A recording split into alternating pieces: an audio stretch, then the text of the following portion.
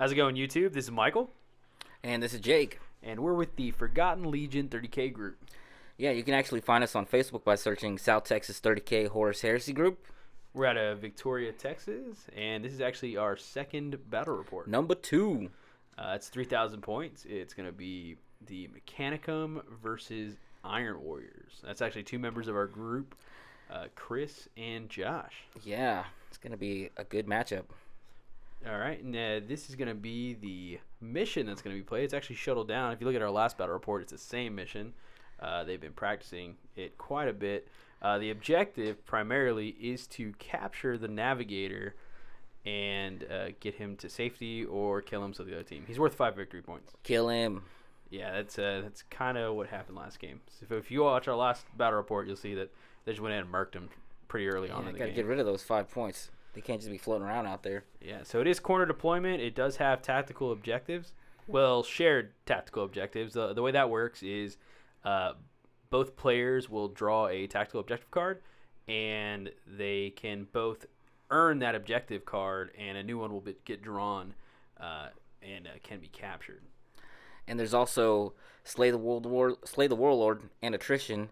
And Slay the Warlord is basically going to be going after each other's Primarchs to get victory points, and whoever destroys more of the other person's army gets victory points for it. Also, it's just 1 victory point for each. Yeah, and I think the Mechanicum will be using some HQ, not necessarily Primarch. I know there will be a Primarch on the table. Perturabo is going to be on the table. Oh, yeah. So, should be a fun game, and we'll go ahead and get you the table, show you how that looks. All right, so this is how the table's terrain is set up. That drop pod in the middle is actually where the Navigator is chilling out. But, I mean, you can pretty much tell it's got a lot of buildings hanging out. There's a lot of ruins, so a lot of 4+ cover saves all around. There's also a lot of open roads, so, like, there's a lot of firing lanes. Yeah, a lot of angles to shoot at each other from. I actually do like the way this is actually set up. So is the Navigator always positioned in the middle for this? Yeah, for this scenario, he's always going to be in the middle. And there is a 18-inch bubble around him that you can't deploy. And interesting. So you can't infiltrate within those 18 inches. That's right. Okay. So this is the Mechanicum list. For his Warlord, he took Magos Reductor Caleb Decima.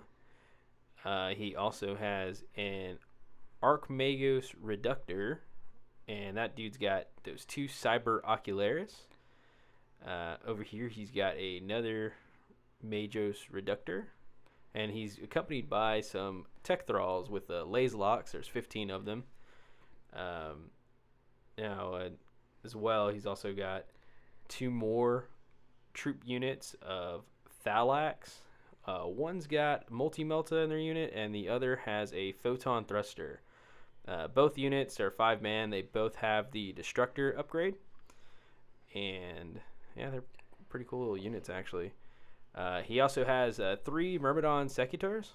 They have phased plasma fusiles and power axes. In the back, he's got the Krios Venator Tank Squadron, the Ordo Reductor Artillery Medusas with Tech Thralls. And you can actually see he put those little Tech Thralls in the back. And he also has over here some Myrmidon Destructors, and those have conversion beamers. And there's another unit of Myrmidon Destructors. They have Graviton Imploders and 1 Irradiation Engine.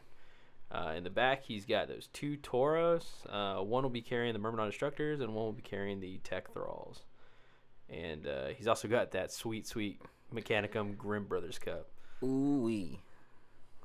All right, and for the Iron Warriors list, we got Perturabo.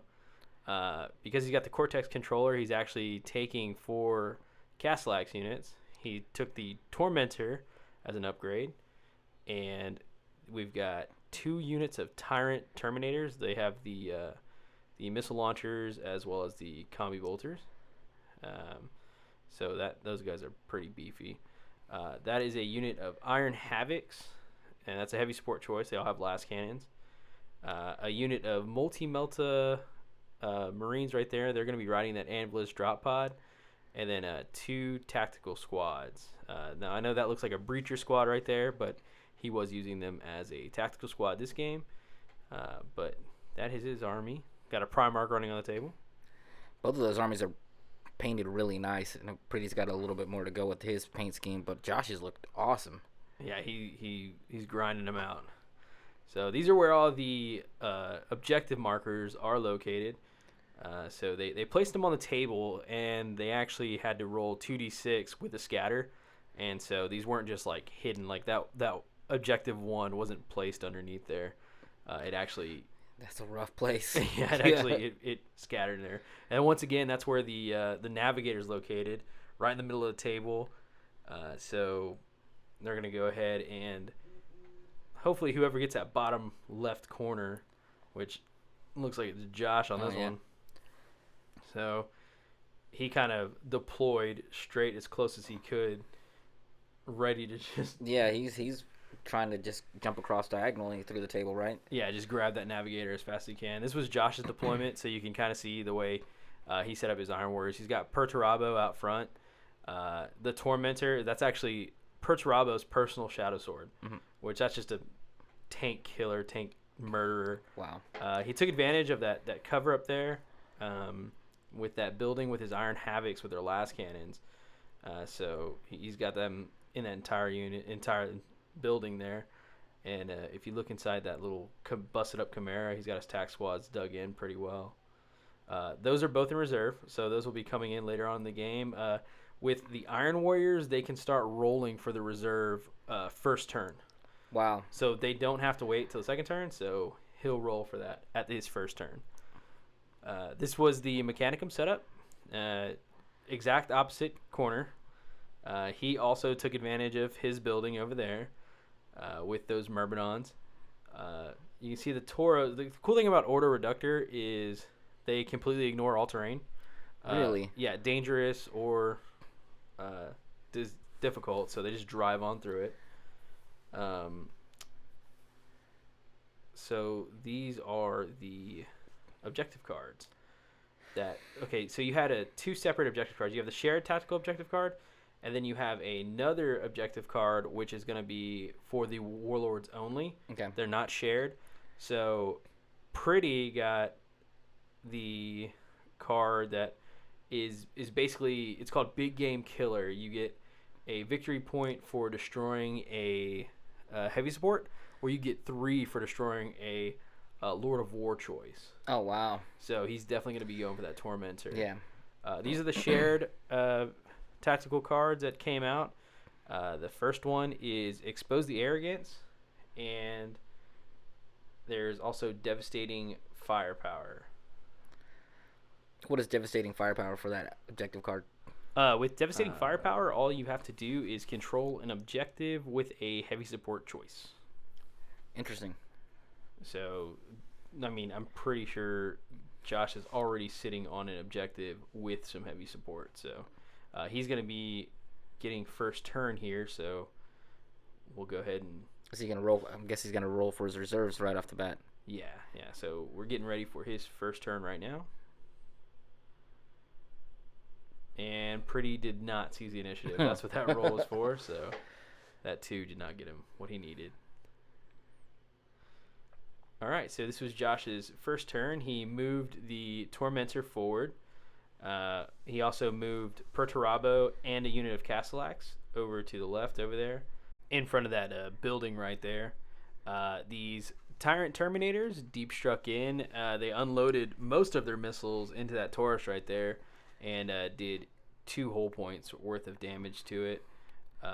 The other unit of Tyrant Terminators also came in, and they unloaded on some Myrmidons. There was a unit that Multi-Melta Squad had landed there, but they were intercepted completely by the Myrmidons with the face plasma fusils, and so they were completely wiped out. Oh, wow. Yeah, so 2 of those structures are gone. The Arced Magos was in that unit as well, inside that building. That building took a hit from the Tormentor, and that D weapon just completely wiped them out. Demolished it. In there.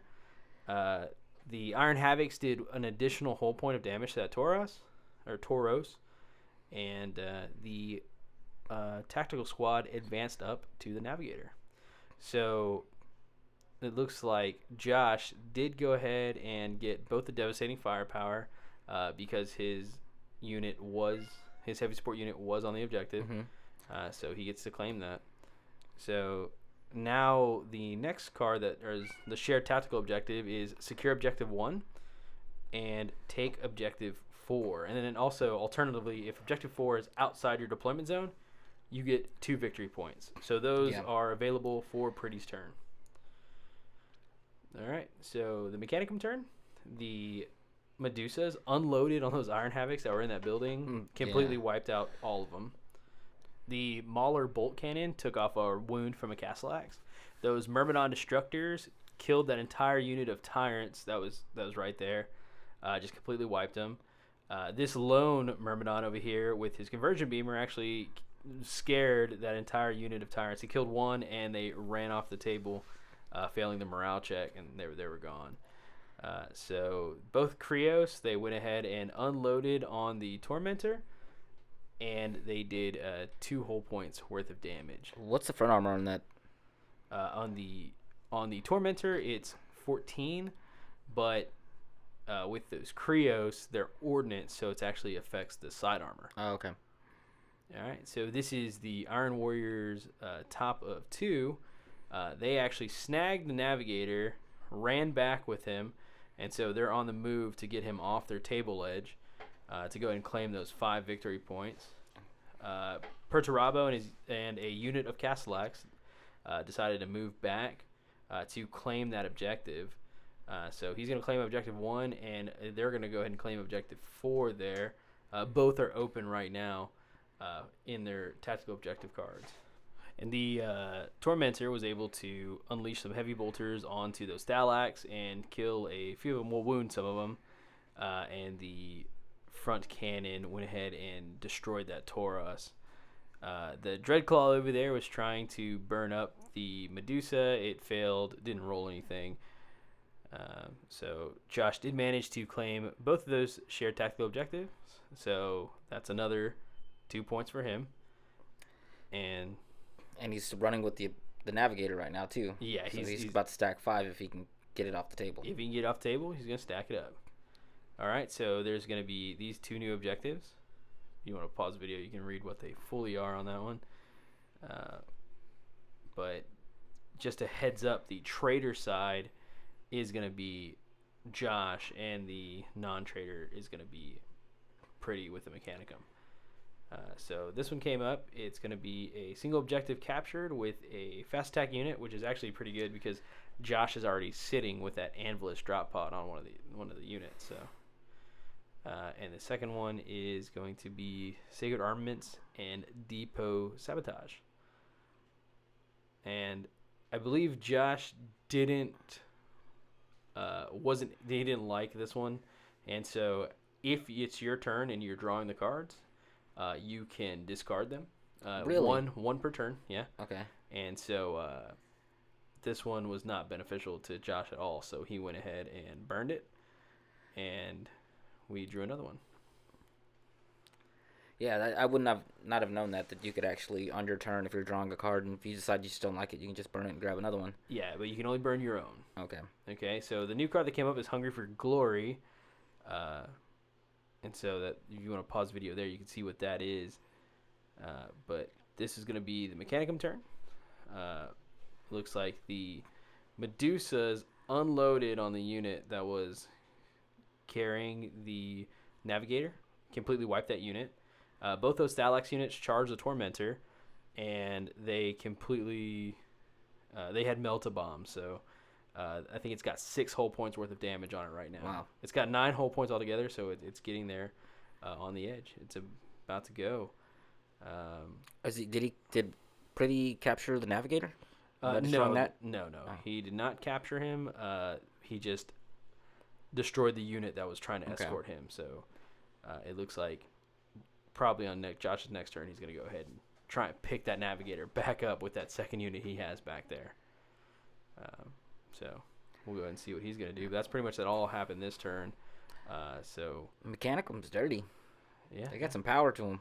They're really good at killing tanks. So this turn is Josh's turn. Perturabo backed up, and he stayed backed up over there. The Primarch just chilling, Yeah, not moving. Tormentor actually completely backed up away from the Thalax, so it wouldn't get the free assault shots, and it also formed a little wall to block line of sight. This new unit walked up to the Navigator, got him into their unit to go ahead and capture him once again. And it looks like that's all that really happened there. Josh could not claim the glory for that back objective with his Anvilus because it was not secured. So there was a unit of Myrmidons on that objective. So during Pretty's turn, Pretty managed to wipe the Tormentor. So that was gone. He actually blew that up with the Krios. It exploded, didn't really hurt anybody. It wasn't a big enough explosion. And then the Medusas unloaded on that other unit that had picked up the Navigator, and one was left after the entire bombardment. Jeez. Just throwing everything out there, just destroying everything in its path. Yeah. So, and unfortunately, with that one guy left, he was able to win the game. The game turn ended. There's a 2-hour limit on the game, and they reached their 2-hour limit. Wow. So the game winner in this case is going to be Josh with the Iron Warriors. Wow. The Mechanicum really just has a lot of power. Kind of reminds me of the Tau from 40K, just bombarding everything. I'm really surprised that Josh won that with everything being destroyed that way. So what was the total final count for all of victory points for Josh and for Pretty? So the final score was going to be 9 for the Iron Warriors and 4 for the Mechanicum. And just while we're at it, I just want to give a shout out to Grimm Brothers Powder Coating. So it's actually a local business here in Victoria. They're actually some of the sponsors of the battle reports that we're doing for the Forgotten Legion. They make these awesome cups that you're going to see in a lot of our battle reports. Yeah, everybody's going to end up having one. You can see this World Eaters cup and this Mechanicum cup, laser etched, whatever color you want. You can pick them up. All you got to do is contact them. You can look for them on Facebook by Grimm Brothers Powder Coating, or you can actually I think they have a website. Don't they have a website? Yeah, and they'll ship anywhere all over the world. Yeah, and they're great cups. The only thing I can say about that World Eaters cup is it's the wrong colors. But that's not my problem, Corey. It's not 30K. Also, we want to go ahead and give a big thank you to our local gaming store. That's going to be Crossroads Games and Comics. That's also in Victoria, Texas. Yeah, for all your games, comics, cards, and they have Magic Nights too. There's a lot of board games being played. We have all kinds of games being played at Crossroads. You should definitely come check it out. It's the place to be for games and comics. Well, that pretty much wraps it up, guys. Appreciate y'all listening. If you like what you hear, go ahead and subscribe, and we'll hopefully keep making more videos. We're actually going to go ahead and follow up with this same battle and this actual same everything. We have 2 hours worth of footage of where we did not stop filming for this battle. So we're going to put that entire video on online. We're going to put it on YouTube with commentary in the background. So I don't know if you're painting or if you have 2 hours to spare where you can watch an entire game. We have that whole footage. We're going to throw it online, and we're going to get most of the Forgotten Legion in here just to kind of talk and banter around. So it should be fun. Probably hopefully get some drinks involved. Yeah, we should shots. Some kind of a shot game would be good. So look forward to that. The next should be uploaded before the end of the week. We appreciate all your support. Thank you, guys. Y'all have a good one. Bye.